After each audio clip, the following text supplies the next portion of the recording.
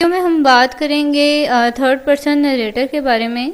तो third person narrator जो है बेसिकली वो नरेटर होता है, वो पर्सन होता है जो कि स्टोरी को थर्ड पर्सन के पॉइंट ऑफ व्यू से बता रहा होता है।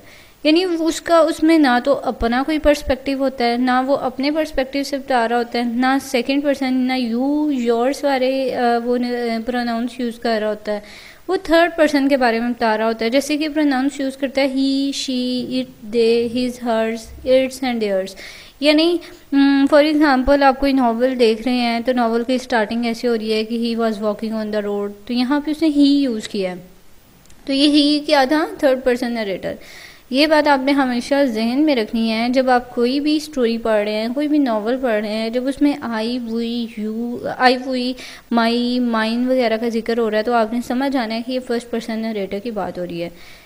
अगर आप देख रहे हैं कि यहाँ पे यू, योर यानी आपको एड्रेस किया जा रहा है तो आपने समझ आना है कि ये सेकंड पर्सन की बात हो रही है। अगर आप वहाँ पे बात की जा रही है ही, शी, इट, दे की, तो फिर आपको समझ आ जाएगी कि ये थर्ड पर्सन नरेटर की बात हो रही है। अब थर्ड पर्सन नरेटर जो है वो करेक्टर जो है हो भी सकता है स्टोरी में, समटाइम नहीं भी होता। तो ये था थर्ड पर्सन नरेटर के बारे में। आई होप आपको समझ आ गई होगी। और इसकी दो टाइप्स हैं, लिमिटेड और ओमनीसेंट के बारे में। तो वो आपको नेक्स्ट वीडियो में इंशाल्लाह दिखाऊंगी। तो ये बहुत इजी सा कंसेप्ट था। आई होप ज़रूर समझ आएगी होगी। Thank you so much for watching.